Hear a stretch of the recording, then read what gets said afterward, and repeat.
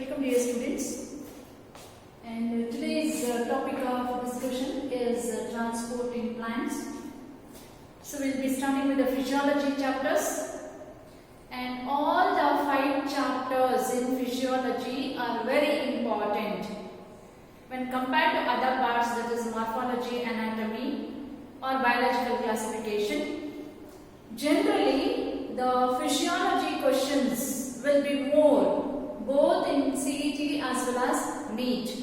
And NEET, as I keep mentioning, the both first year and second year carries equal weightage, whereas in CET the weightage for the second year will be more, right? So whether you are studying for CET or for NEET, concentrate on physiology chapters, try to understand the concepts, and majority of the questions in physiology are not memory based.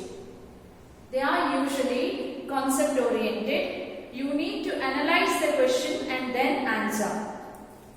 So in the transport in plants chapter, what all you need to concentrate? The different types of transport, that is short distance transport, long distance transport in plants. Short distance transport include diffusion, facilitated diffusion, active transport. The characteristic feature of all the 3 types you need to learn. Then long distance transport, the transport through the xylem and phloem you need to learn. The different hypotheses that were proposed to explain transport through the xylem and phloem you need to learn. Say Dixon and Joly theory, Munch hypothesis, and the structure of stomata, and the transpiration process, the various factors that affect the transpiration, and how exactly the water is absorbed till the xylem of the root. All those things you need to concentrate. So today's session will discuss some of the important questions related to the chapter. Let us have a first look at the first slide.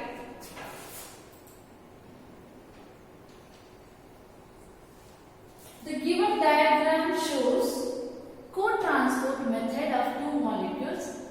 Label it correctly and choose the correct option accordingly. So, see, look at the diagram.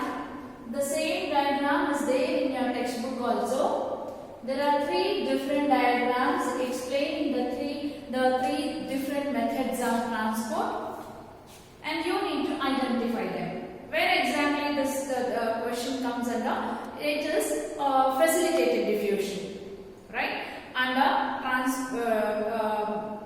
transport in plants to a short distance, you will be studying 3 different types, that is diffusion, facilitated diffusion, and active transport. The diffusion takes place, the simple diffusion takes place both in the living as well as the non-living system, whereas facilitated diffusion and active transport can take place only in the living system. And this question is related to facilitated diffusion. Facilitated diffusion is a type of diffusion where the protein molecules called transport proteins are involved in transporting the molecules or substances across the membrane. There are special proteins which are called transport proteins, and the diffusion takes place with the help of those transport proteins without expenditure of energy. That means it always takes place along the concentration gradient. That is from the region of higher concentration to region of lower concentration. So when it comes to facilitated diffusion using the transport molecules, there may be 3 different types. In the first type, that is single molecule or substance is transported across the membrane. Say if you consider this as outside the membrane, inside the membrane, single molecule is independently transported across the membrane. Such a facilitated diffusion or the co-transport is called uniport. Uni means single, uniport transport across the membrane, where a single molecule or a substance is transported independently across the membrane. So the best example for uniport is uptake of glucose molecules by RBC cells. Whereas you have a second type where 2 different molecules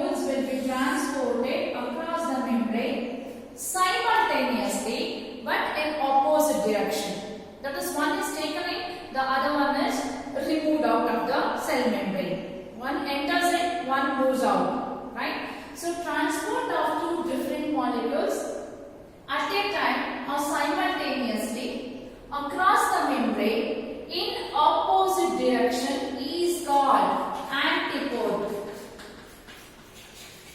Anti means opposite.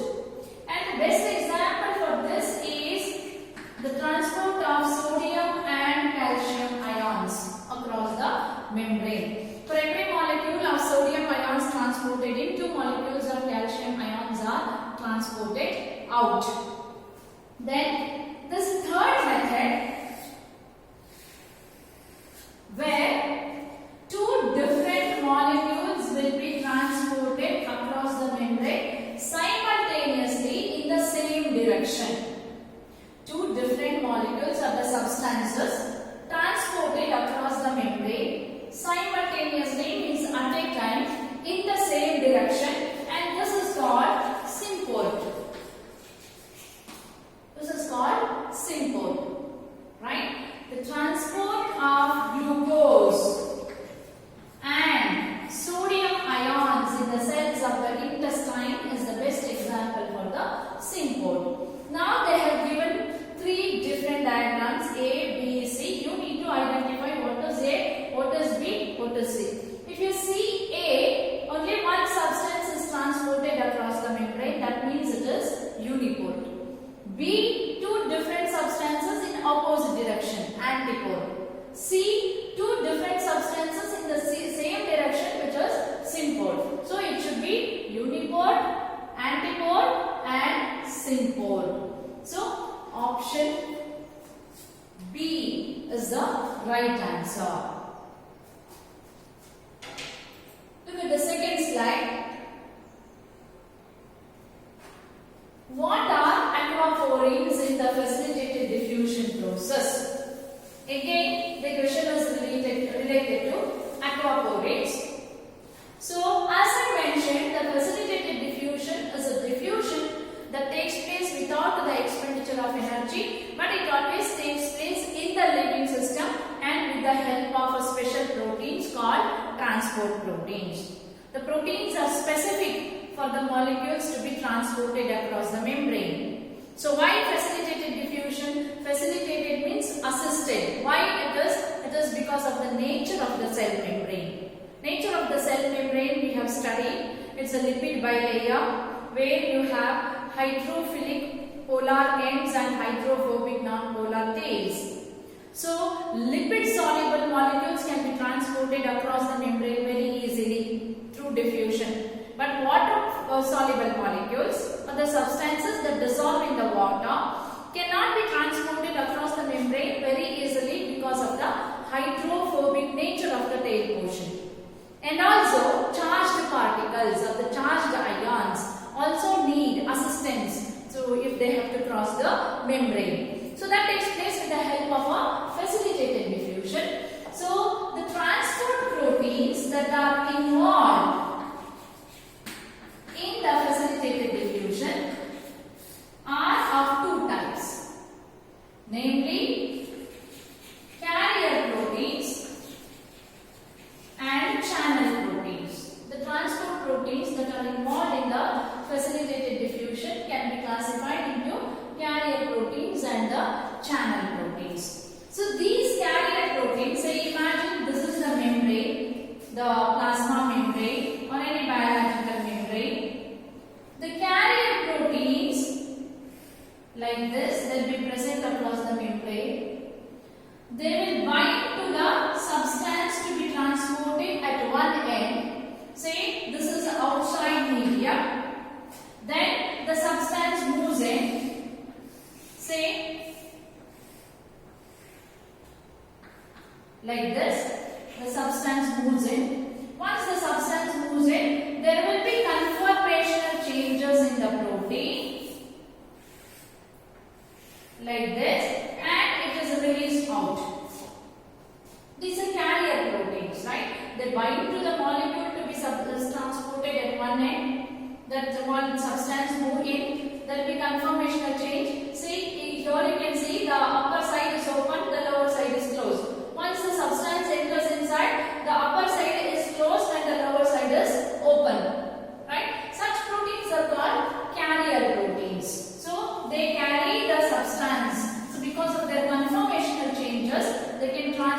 the substance from outside to inside or the vice versa. Whereas the second group of proteins, these form a channel across the membrane like this. They form a channel across the membrane, and the substance to be transported move across the membrane through this channel without coming in contact with the lipid bilayer. Now the question is on aquaporins. Aquaporins are the special type of channel proteins that are involved in the transport of water molecules across the membrane. They are a special type of channel proteins that are involved in the transport of water molecules across the membrane, and aquaporins are usually composed of 8 protein subunits. 8 protein subunits which form channel across the membrane, and through this channel the water molecules can move from outside to inside or the vice versa. So the aquaporins are the channel proteins that are present on the membrane involved in the transport of water molecules. Then the third question. Read the following statements and choose the correct one from the codes given below. There are around 4 statements. You need to find out how many of them are correct and how many of them are wrong. Look at the first statement. The apoplastic movement of the water takes place exclusively through intercellular spaces and cell wall without crossing any membrane. Again, the transport of water from the soil into the xylem of the root can take place in 2 different methods. It's there in the textbook, you can read. So, what does it discuss? It discusses the transport or absorption, you can say, absorption of water from the soil and till the xylem of the root can take place in 2 different methods. That is, the first method is apoplastic method or apoplastic pathway. Second is symplastic pathway.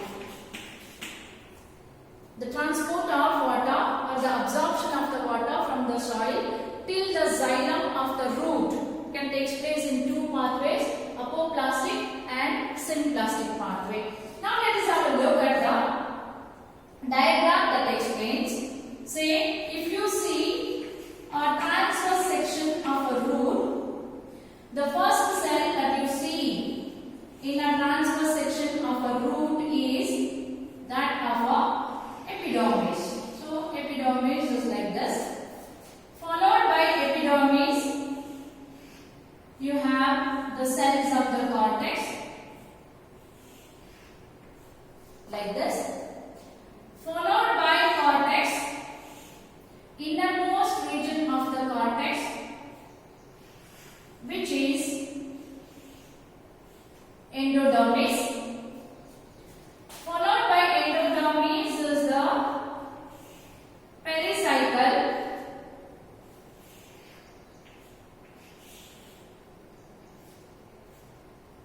Like this, pericycle. Then here comes xylem. This is xylem. This is pericycle, endodermis.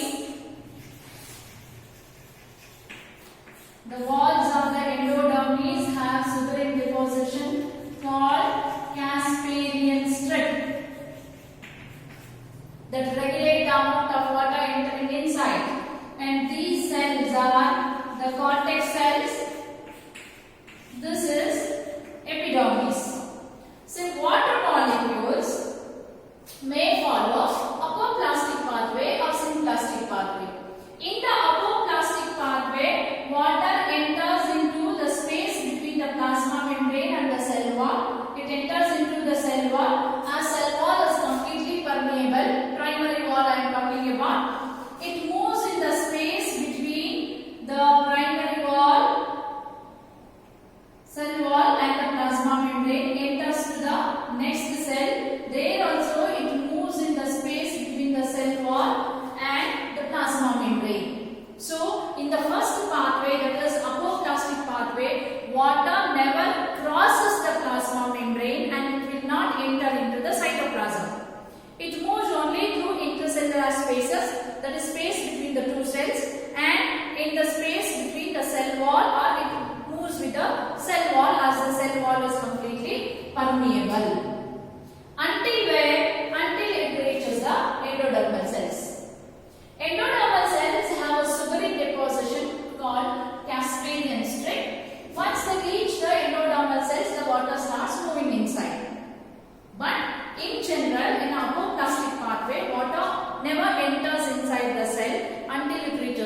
endodermis. Whereas the other pathway, that is symplastic pathway, water enters into the cell, crossing the plasma membrane, and the water moves to the next cell through plasmodesmata.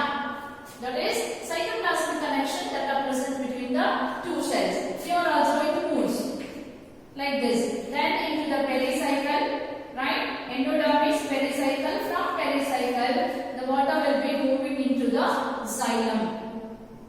Right. What does the first statement say? The apoplastic movement of water takes place exclusively through intracellular space and cell wall without crossing any membrane. The first statement is true. Symplastic movement occurs from cell to cell through plasmodesmata. Adjacent cells are connected through plasmodesmata. Plasmodesmata we have discussed earlier also. So, of course, in the symplastic pathway, the movement is through plasmodesmata. The second statement is also true. Permeability of the membrane depends on its composition and chemical nature of the solute. This also in the earlier slide I explained. Permeability, ability of a membrane to allow the substances or solvent or a solute to pass through them. It always depends on the nature of the or the composition of the membrane. As I mentioned, it's a lipid bilayer. It has a hydrophilic end and hydrophobic end. It depends on the nature and also the chemical nature of the solute. Yes, the substances that are soluble in lipid can easily pass through, whereas water soluble substances requires assistance. Again, the charged particles need assistance to cross through. So the third statement is also true statement. Alright. Solute present in a cell increases the free energy of the water or the water potential. Now you need to know what is water potential. The free energy or the kinetic energy that water molecule possess is called water potential, denoted with the symbol psi W. Every water molecule will possess a kinetic energy or a free energy that helps them to move randomly in a gaseous or a liquid state. So that free energy water molecule possess or the kinetic energy that a water molecule possesses is called water potential. More the number of water molecule, higher will be the water potential. Less the number of water molecule, lesser will be the water potential. What is the statement saying? Solutes present in the cell increases the free energy. Say, if you can compare a pure water and a solution, pure water has higher number of water molecules when compared to solution, doesn't it? In a solution, some water molecules are used to dissolve the solvent. So the number of water molecules decreases. So if the number of water molecule decreases, what happens to the water potential? Water potential also decreases. But what the statement is saying? The statement says water potential increases. So the last statement is a wrong statement. Now look at the options. 1, 2 and 3 are the correct one. So they have asked for the correct one. So 1, 2 and 3 are the correct one. The fourth one is a wrong one. Which of the following is not related to guttation? Guttation is a phenomena where the water is lost in the form of water droplet. Water is lost in what form? In the form of water droplet. From where? From the tip of the leaf or margins of the leaf, you can say. Tip of the leaf. And in which plants? Herbaceous plants. In herbaceous plants. Guttation is a process of loss of water in the form of water droplet from the tip of leaf of a herbaceous plants. So guttation usually takes place through a special structures called hydrophores.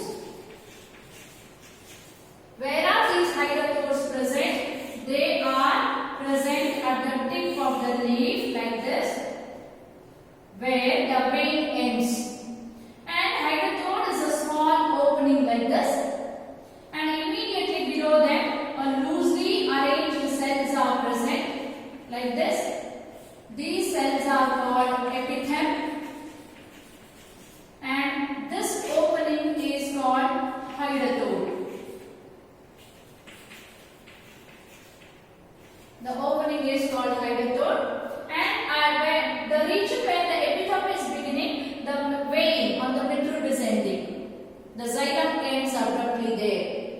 And during the coolest time of a day, that is early in the morning, that is around 3 o'clock or 4 o'clock in the morning, 3 a.m. or 4 a.m., when the rate of transpiration is very low, and if the rate of absorption of water is high, the root pressure increases due to the absorption of the water. To overcome the pressure that is increased due to the absorption of water, the herbaceous plants lose water from these openings. See, early in the morning you can see collection of water droplet at the tip of the grass, isn't it? That is because of the process called guttation.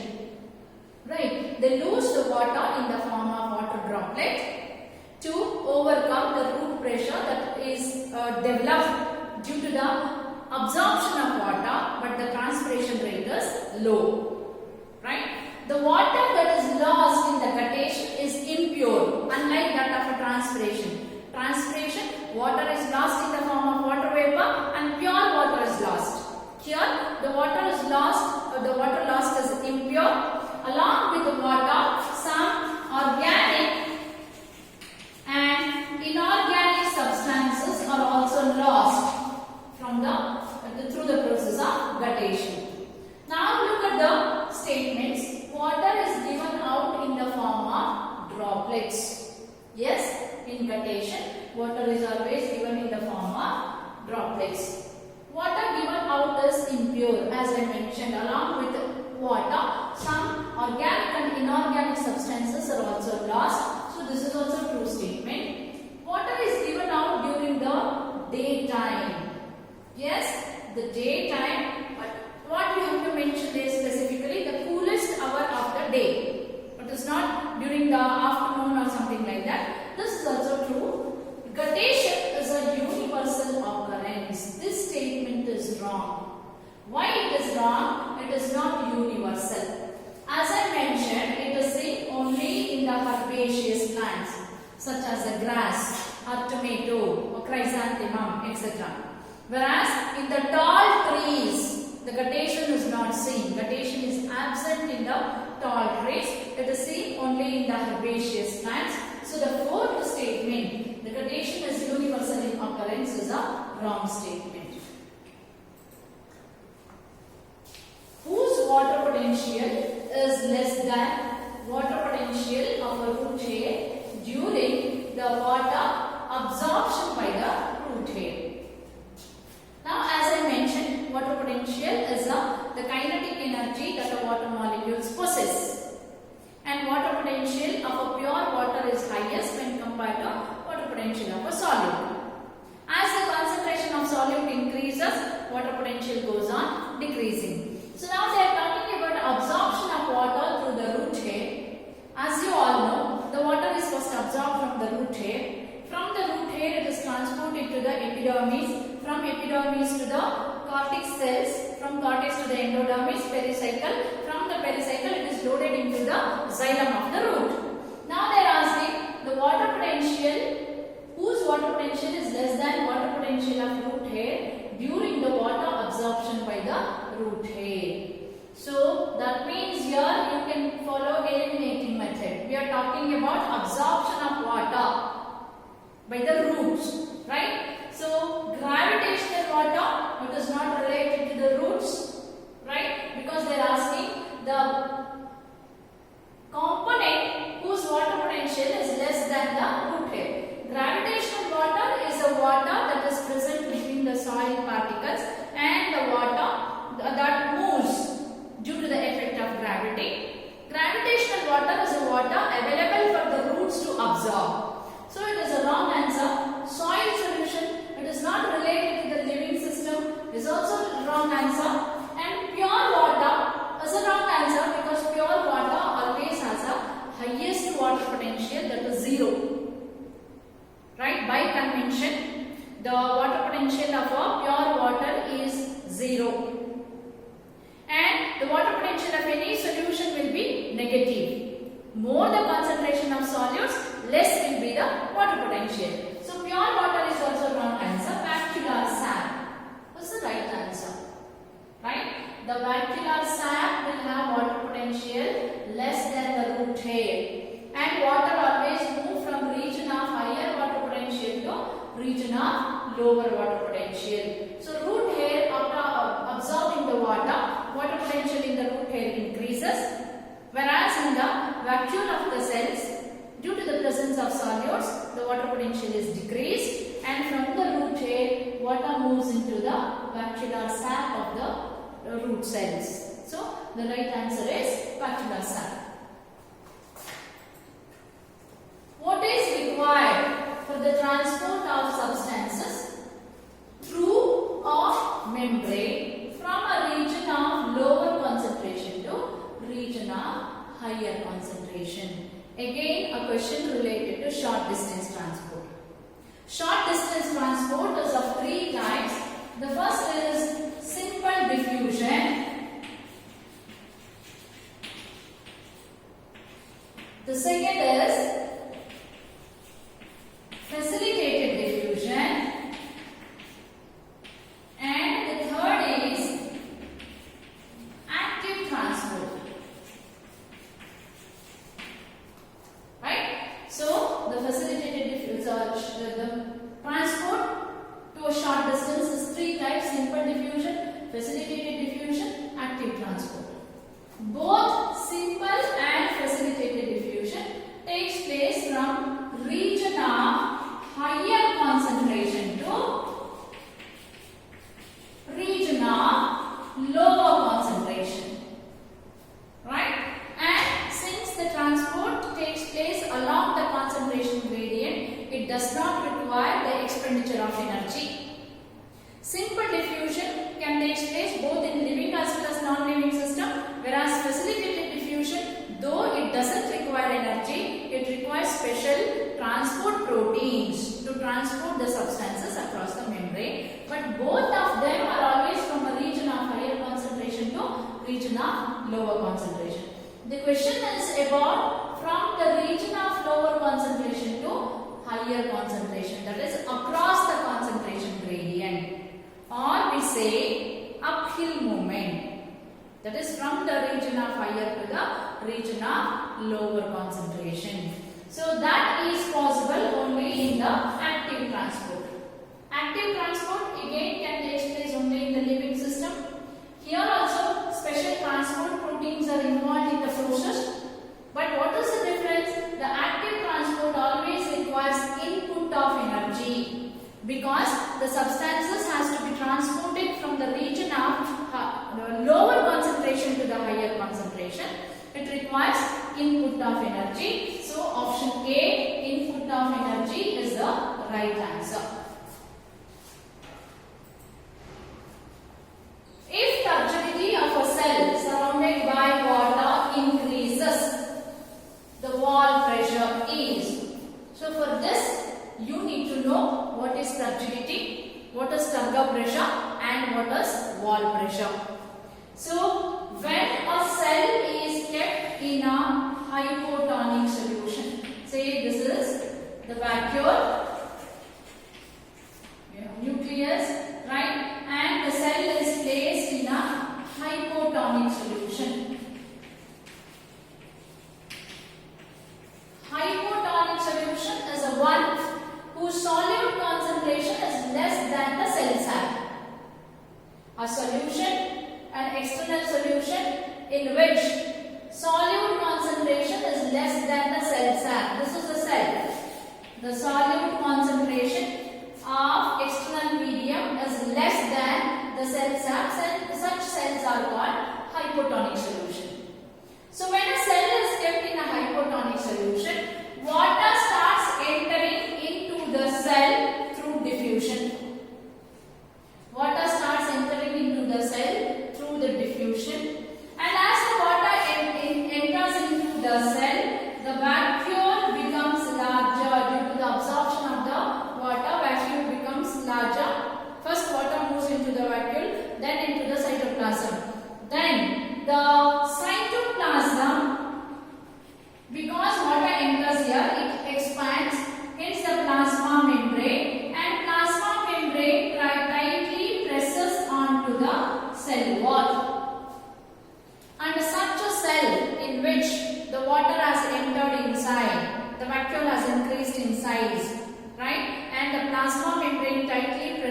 onto the cell wall. Such a cell is called turgid.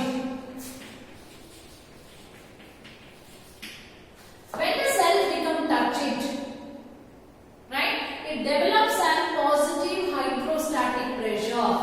It develops positive hydrostatic pressure, and this pressure, the positive hydrostatic pressure that develops inside a cell due to the entry of water is called turgor pressure, right? So if the cell keeps on expanding, there is every chance that the cell will burst. To avoid that, the cell wall develops an equal and opposite pressure, which is called wall pressure. To avoid bursting of a cell due to the increase in the size due to turgidity or entry of water, the cell wall develops an equal and opposite pressure to the turgor pressure. That equal and opposite pressure that is developed by a cell wall is called wall pressure. That is why usually when you keep an animal cell and a plant cell in a hypotonic solution, animal cell will burst and plant cell will not burst easily. The reason is the plant cells have a cell wall, so the cell wall develops a wall pressure. Whereas animal cells do not have a cell wall, they don't develop a wall pressure. Now what is the question? If a turgidity of the cell surrounded by water increases, the wall pressure. As the turgor pressure increases, the wall pressure also increases. So the option A is the right answer. In plants, which of the following is translocated through the phloem? So, as you know, the xylem is a water conducting tissue, the phloem is a food conducting tissue. In case of plants, all the three, that is hormones, amino acids and sugar, sugar in the form of sucrose, okay, all the three are transported through the phloem. So, the right answer is option D, that is all of these. The direction of movement of phloem is dash and that of a xylem is dash, right? So the transport in the xylem is always unidirectional. That is, the root absorbs the water and the water will be transported to aerial part of the plant body, right? Whereas the transport in the phloem is always bidirectional. Transport in the phloem is always bidirectional. Why it is bidirectional? Usually food is synthesized in the leaves. From the leaves, the food will be transported to the lower regions of the plant body, that is to the stem as well as the roots. But as we have studied in several plants, that the excess of food will be stored in the form of underground stem modification or underground root modification. During unfavorable seasons, this stored food in the underground in the form of underground stem or a root modification will be extracted back and is transported to the aerial part of the plant body. So it is both the ways, right? So the transport in the phloem is bidirectional, transport in the xylem is unidirectional. So what they have asked? They have asked phloem first. Need to be careful. They have asked phloem first and then the xylem. So phloem is always bidirectional and the xylem is always unidirectional. Option D is the right answer. The next question. Which of the following theory for the ascent of sap was proposed by eminent Indian scientist J.C. Bose? Many theories for ascent of sap. Ascent of sap is the movement of water along with the dissolved mineral nutrients through the xylem. Right? The fluid present in the xylem is called sap. It is not water. Why it is not water? Because along with the water, mineral nutrients are also translocated through the xylem. So many different theories were explained proposed to explain ascent of sap in the xylem or the transport across the xylem through the xylem. And the question is, on which theory was proposed by J.C. Bose? J.C. Bose proposed a pulsation theory, according to which the innermost cortical cells absorb water from outside, then they transport water to the xylem, from there water is conducted. According to pulsation theory that was proposed by J.C. Bose, the innermost region of the cortex absorb the water which from the outside, and that will be transferred to the xylem of the root, and from there water is transported. Of course, the pulsation theory had several disadvantages, so it was not accepted. Then there's one more theory, relay pump theory. Relay pump theory was proposed by Gord Leslie, which explains vertical transport of water. This was also not accepted. Then transpiration pull theory, Dixon and Joly theory, that is explained in your textbook. This is very important. You need to study this carefully. And this theory explains the cohesion, adhesion and surface tension of water molecules, because of which water is transported across the xylem. The root pressure theory again is there in your textbook. This is also not accepted because it has several disadvantages, and it was proposed by Priestley. So since the question is on J.C. Bose, the J.C. Bose proposed pulsation theory. Option A is the right answer. The potential energy of the water is referred as this, as I mentioned.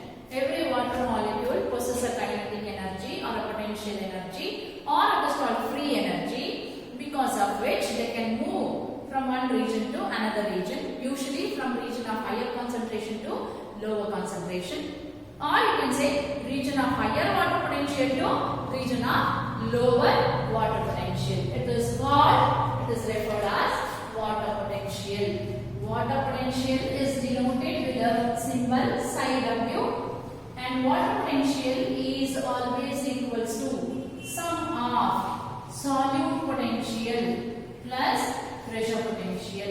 Solute potential is always negative. This is the formula to define the water potential.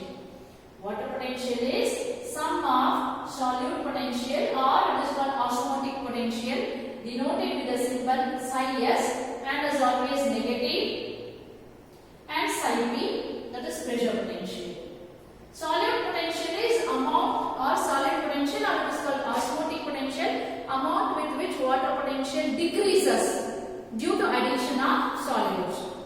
So because water potential is decreasing there, it is always negative, because the pure water itself has a highest water potential, that is 0. So osmotic potential is also wrong. Gravity potential, there is no word such. Pressure potential, this pressure potential is the pressure that developed, the pressure which develops inside a cell due to the entry of water, which is also called turgor pressure. The pressure that develops inside a cell due to entry of water is pressure potential. This is also wrong answer. If two solutions have same osmoregularity, then they are said to be based on a solute concentration in an external medium. They can be classified into hypertonic solution, hypotonic solution, and isotonic solution. So hypertonic solution is an external medium where the solute concentration is higher than that of a cell sap. Hypertonic solution is an external medium. So we are not talking about the solute concentration in the cell first. We are talking about the external medium. If any external medium has a solute concentration higher than the cell sap, such a solution is called hypertonic solution. When you keep a cell in a hypertonic solution, it loses water. Exosmosis we say. It loses water, or exosmosis takes place and cell become plasmodized. Hypotonic is a solution, external solution, where the solute concentration of external solution is less than the cell sap. When you place a cell in endosmosis takes place, the cell becomes turgid. The last one, isotonic solution, is a solution where the solute concentration of external solution is same with that of a cell size. So when you keep a cell in isotonic solution, no changes takes place. And here the question is about the isotonic solution. That is, if two solutions have the same osmoregularity, that is same amount of solute concentration in them, then they are said to be isotonic in nature. Loss of liquid water by guttation occurs through. This I already have explained. The loss of liquid water through guttation occurs through a special structures called hydrophores. Whereas all the other three, that is stomata, cuticle and bark. Stomata are the major region where the transpiration takes place. Cuticle, if there are any cuts or damages on the cuticle, some amount of cuticular transpiration can take place. Bark, if the bark develops lenticels, lenticular transpiration takes place. All these three are related with the transpiration where the water is lost in the form of water vapor. Only hydrophore is related with the loss of water in the form of liquid water. It takes place through the structures called hydrophores. The process by which water is absorbed by solid colloidal substances, causing them to increase in the volume, is called, again, certain solid colloidal substances absorb water without dissolving in it, and such a process is called imbibition. The process is called imbibition. The best example is agar-agar, or another example is sabudana. Right? Sabudana, if you soak in water, they absorb the water, they swell up, right? They swell up, but they don't get dissolved in the water. Same holds good for the dry seeds. If you soak dry seeds in the water, they absorb the water, they slightly swell up, but they don't get dissolved. That process where the water is absorbed by solid colloidal substances without forming a solution is called imbibition. The imbibition is highest in phycocolloids. That is, agar-agar or algae has the highest imbibition capacity, followed by proteins, followed by cellulose, and least imbibition capacity is present in starch. Starch can imbibe very less water. The highest imbibition is phycocolloids, protein, cellulose, and then cellulose is followed by starch. Starch has a least imbibition capacity. The other three are not the answers. Osmosis is a diffusion of water molecules or the solvent molecule across the membrane. So osmosis is wrong answer. Plasmolysis is a shrinking of protoplast due to exosmosis. That is also wrong answer. Diffusion, the movement of solid, liquid or the gaseous molecules or ions from the region of higher concentration to lower concentration. That is also wrong answer. In a plasmolysis cell, the space between the nucleus and plasma membrane is occupied by, say, a plasmolyzed cell looks something like this. This is cell wall. The protoplast will shrink and occupy a corner. This is the plasma membrane. Right? So, plasmolysis is the process of loss of water or exosmosis takes place in a cell when the cell is kept in a hypertonic solution. Water moves out of the cell. When a cell is kept in a hypertonic solution, water moves out of the cell and the protoplast will shrink and occupy a corner of a protoplast, shrink and occupy a corner of the cell. And what they are asking about this space. This is a NCERT textbook question, right? This space, the space between the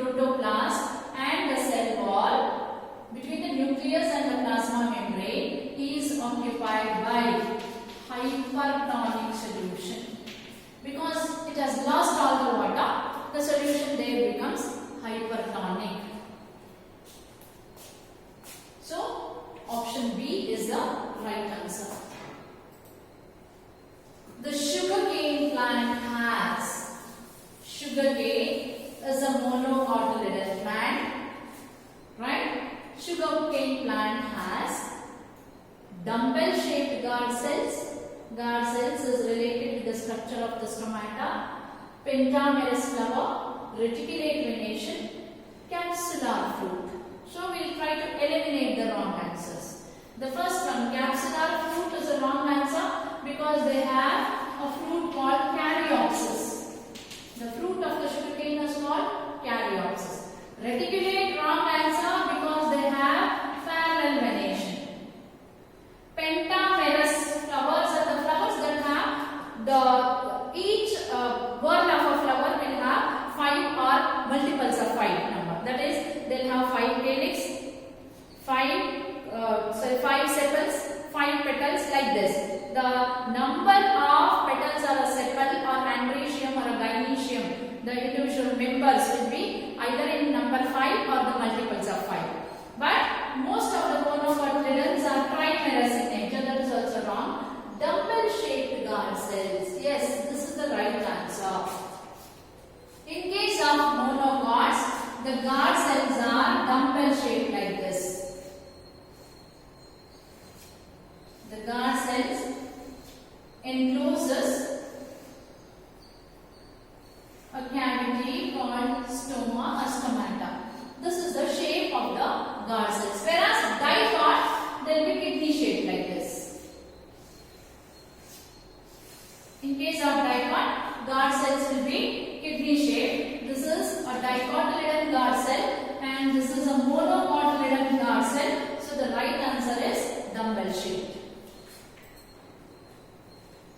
Water potential and the osmotic potential of a pure water is water potential, that is psi W. As I mentioned in the beginning of the class, the water potential of a pure water is, by convention, it is 0. So any solution, the water potential of any solution will start taking a negative value.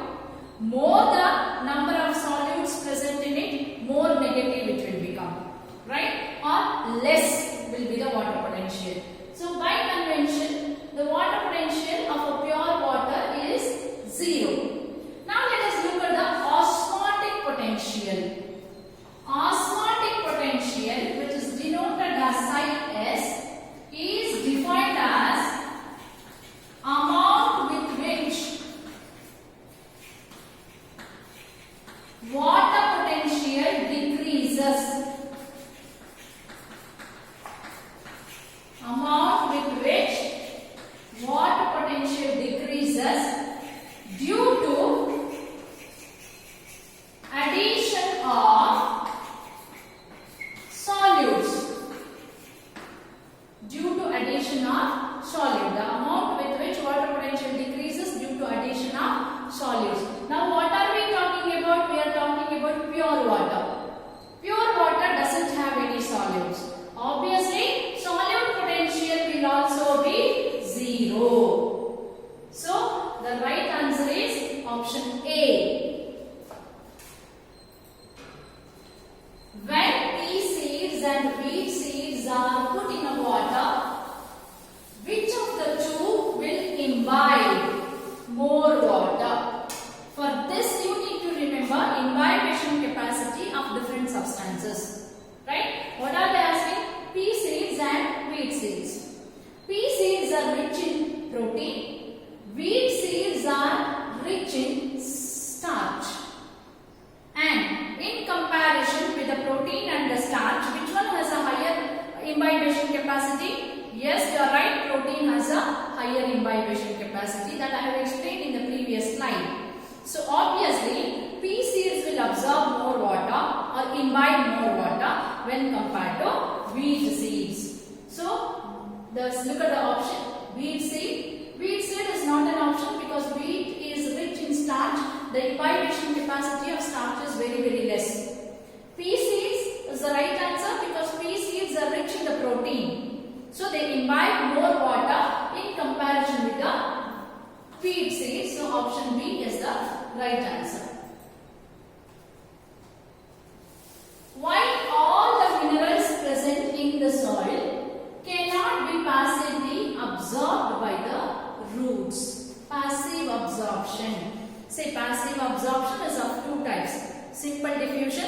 facilitated diffusion.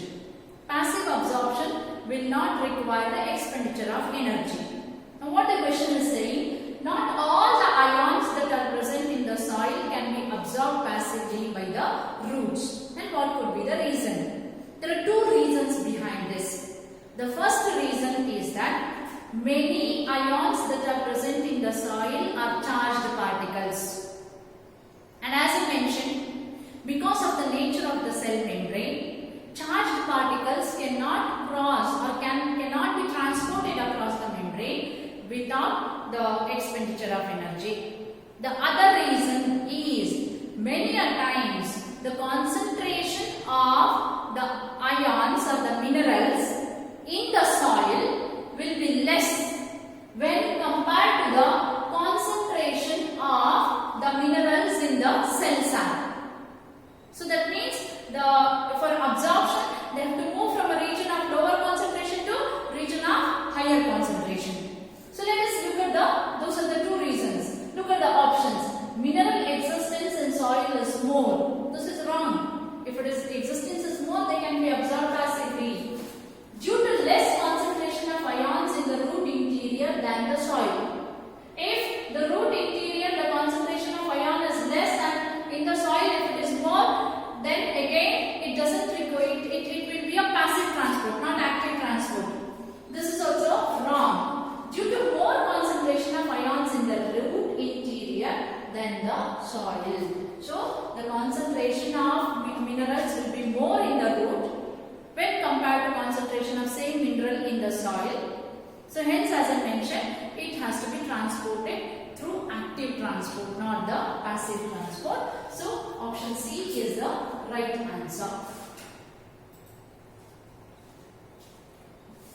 Which one is against the theory of ascent of sap given by Dickson and Joly? To explain long distance transport in the xylem, Dickson and Joly proposed a theory for the ascent of sap, which is called transpiration pull theory. Transpiration pull theory or Dickson and Joly theory of ascent of sap. According to the transpiration pull theory given by the Dickson and Joly, the water forms a continuous column from the xylem of root till the tip of plant, and usually that continuous column in the xylem, continuous column of the water in the xylem will not break, and it results in continuous transport of water from the xylem of the root to the xylem of the stem or leaves.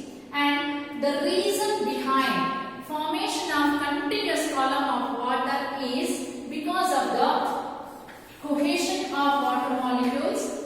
That is, the two water molecules they tend to attract each other.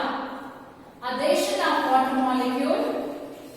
Adhesion is attraction between water molecule and the walls of the tracheids. Walls of the tracheidae elements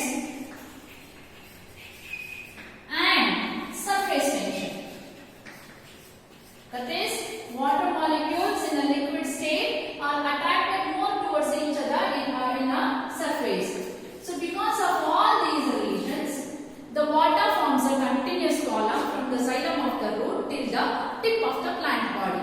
And this water column moves through the vessel system. The xylem vessel or the tracheidae elements, they are arranged one above the other and they form a continuous column. The cross walls of the xylem are highly perforated. That is, they have holes in them and they are called perforation plates. The cross walls of the xylem vessel. So xylem vessels will be arranged one above the other to form a long column. And their cross walls are highly perforated. That means there will be pores in them. Through these pores, the water moves through the xylem as a continuous column. Now look at these options. Which one of these against the theory of the The first, pores in the trachea element. Of course, pores are required for the transport of water. This is not wrong. This is the right answer. Right? Cohesion, force of the water molecule. As I mentioned, cohesion is attraction between the two water molecules which tend to hold them together. This is also right. Adhesion, force of the water molecule. Attraction between the water and the walls of the trachea element is called adhesion. That is also reason for the transpiration. Requirement of ATP. The ascent of sand in the xylem do not require the expenditure of energy. It takes place due to transpiration pull. That is, as the water is lost from the aerial part of the plant body, water potential there decreases and the water is pulled up due to the transpiration loss. So it doesn't require any expenditure of energy. So the statement which is against the theory of ascent of sap is statement D, that is requirement of ATP.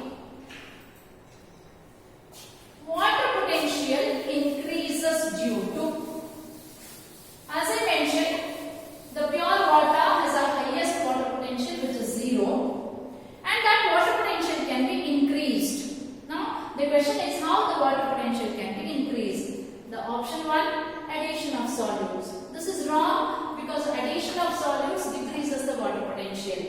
Evaporation. Again, as the water evaporates in the form of vapor, water potential decreases. This is also wrong answer. Addition of inorganic substances. Any solute, whether it is organic or inorganic, addition of solutes will always decrease the water potential. Increasing the pressure. Yes, by applying pressure more than the atmospheric pressure, water potential can be increased. It is like pumping water, right? When you pump the water, hand pump, you might have seen. You are applying the external pressure.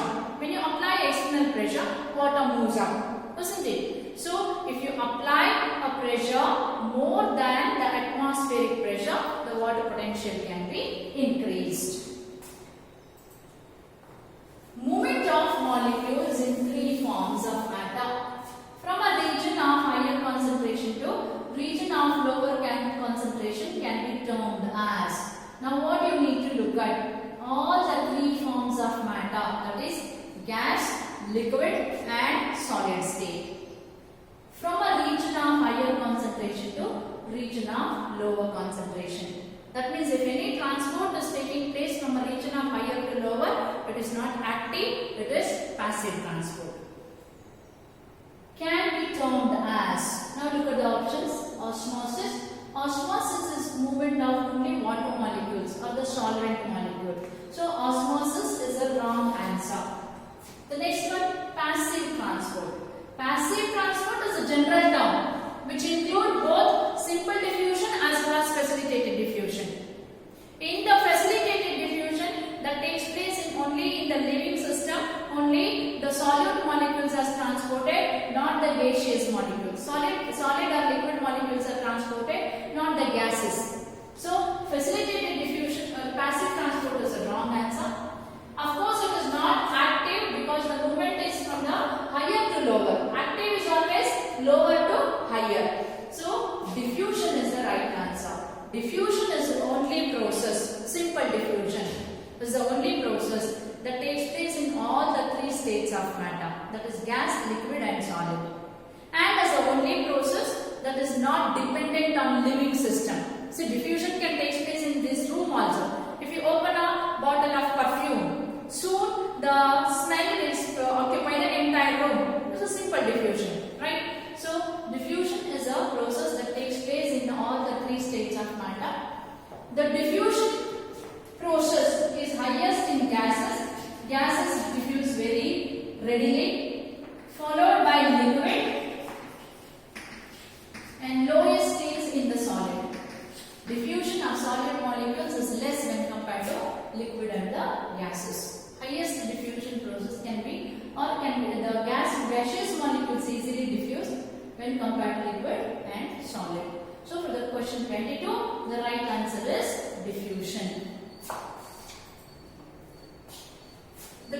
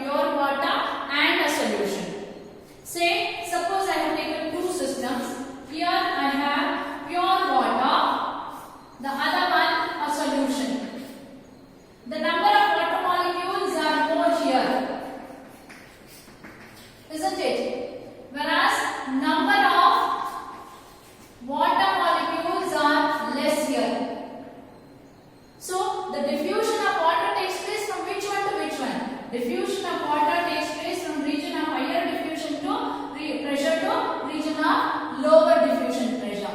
Here there is a deficit, decrease or deficiency. Deficit means there is a deficiency in the diffusion pressure due to addition of solutes, isn't it?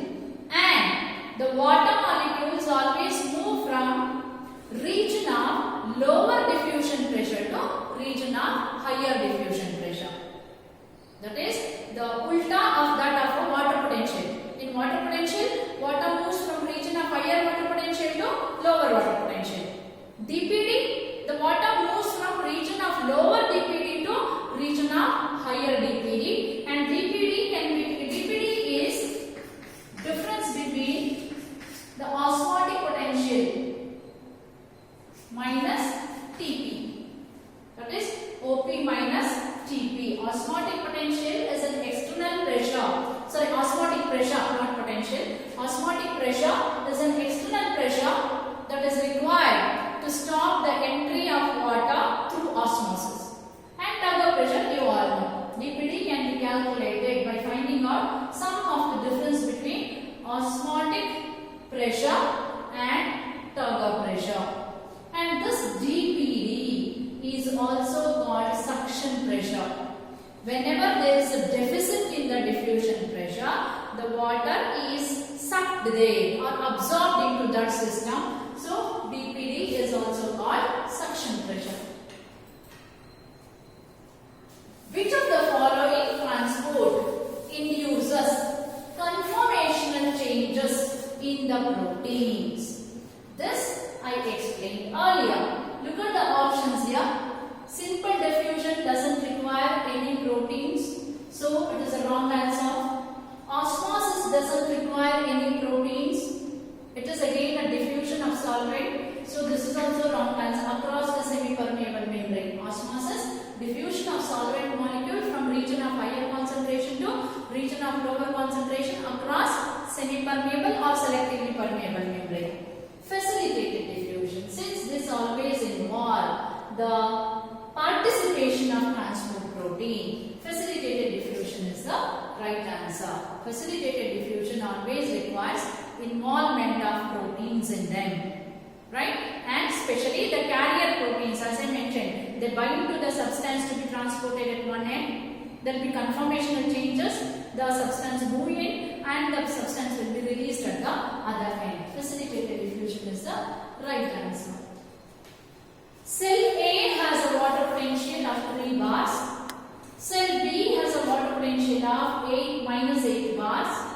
The movement of water will be, right? So as I mentioned, water potential, the movement of water will be always from region of higher water potential to the region of lower water potential. In other words, region of less negative water potential to region of more negative water potential. Right? So now if you compare -3 and -8, which has more water potential? -3 is a more when compared to -8. So A has -3 and B has -8. The movement of water is always from cell A to B. Since cell A has more water potential compared to cell B. So the first option, A to B, is the right answer. The transpiration is measured by the instrument that is used to measure transpiration is called photometer. A memory-based question. Whereas photometer measures distribution of stomata on leaf surface. Photometer is used to calculate distribution of stomata on the leaf surface. Oxalometer to measure the growth. Respirometer, rate of respiration. Whereas transpiration is measured with the help of an instrument called photometer. So these three are wrong answer. The right answer is photometer.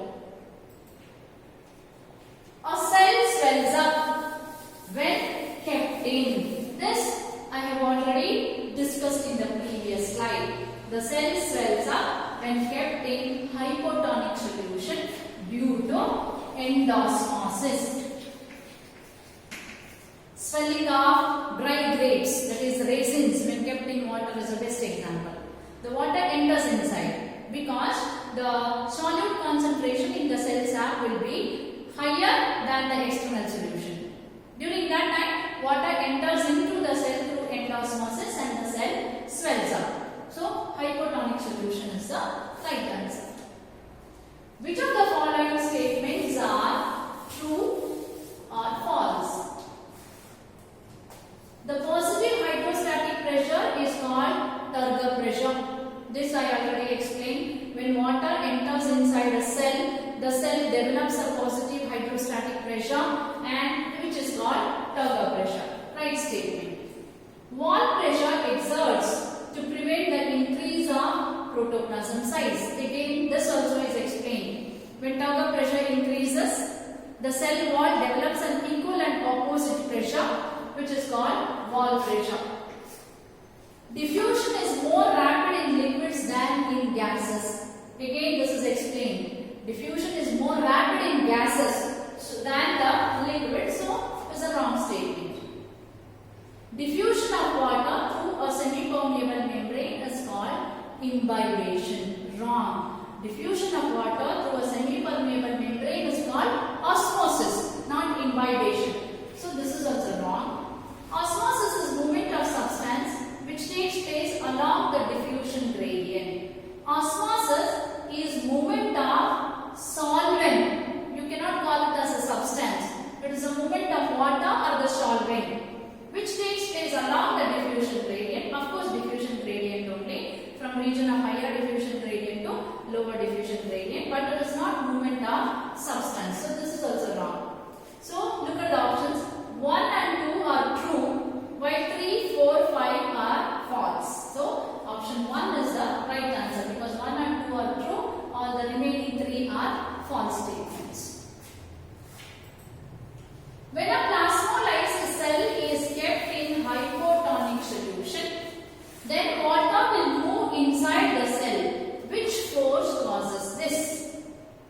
A plasmolysed cell will have highest DPD, and if that cell is kept inside a hypotonic solution, the water enters through because of the diffusion pressure deficit. OP is osmotic pressure, that is pressure applied to stop the osmosis. So OP cannot be the answer.